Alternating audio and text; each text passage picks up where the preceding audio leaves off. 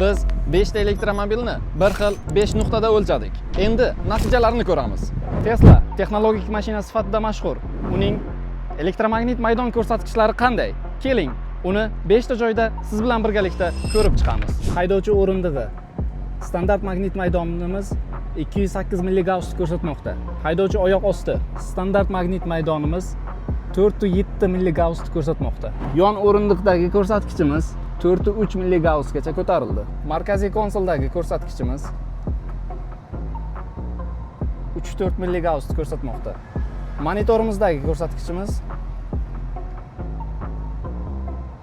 403 milligaussga ko'tarildi. O'rindig'imizni ko'rsatkichini ko'rib chiqamiz.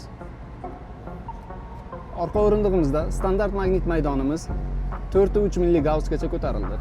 Dipal S07 gibrid elektromobili ichidagi birinchi nuqta. Haydovchi o'rindig'i 303 milligauss. Haydovchi oyoq osti ikkinchi nuqtamiz 306 milligauss, 307 gacha ko'tarildi. Yon o'rindiq 402 milligauss. Markaziy konsolimiz 307 milligauss.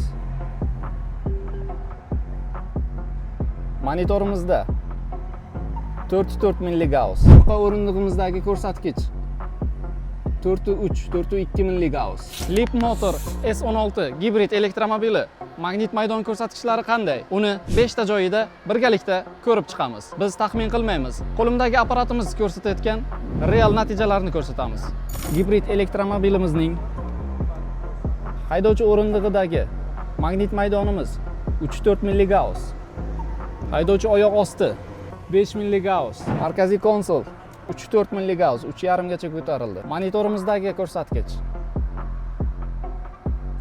44 milligauss. Yon o'rindig'imizdagi ko'rsatkichimiz 35 milligauss. Orqa o'rindig'imizdagi ko'rsatkichimiz 44 milligauss. Xitoyning Lito M7 gibrid elektromobili. Lito gibrid elektromobilining haydovchi o'rindig'idagi ko'rsatkichi 4 milligauss. Oyoq ostidagi ko'rsatkichi 405 milligauss. Markaziy konsoldagi ko'rsatkichimiz 4 milligauss. Monitorimizdagi ko'rsatkichimiz 409 milligauss. Yon o'rindiq 44 milligauss. Orqa o'rindiqqa o'tamiz.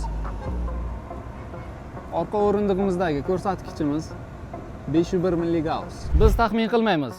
Apparatimiz ko'rsatgan real o'lchovlarni ko'rsatamiz. Dongfeng AP008 gibrid elektromobilining ichidagi magnit maydon ko'rsatkichlarini tekshiramiz. Solishtirish uchun Dipal S07 elektromobilining ko'rsatkichlari bilan taqqoslab ko'ramiz.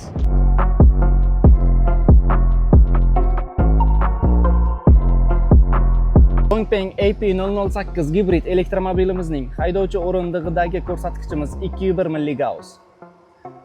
Haydovchi oyoq osti ko'rsatkichi 505 milligauss. Markaziy konsoldagi ko'rsatkichimiz 107 milligauss. Monitorimizdagi ko'rsatkichimiz 102 milligauss. Yon o'rindiq ko'rsatkichimiz 08 milligauss. Orqa o'rindiqni ham ko'rib o'tamiz. Dongfeng AP008 gibrid elektromobilimiz orqa o'rindig'i 07 milligauss.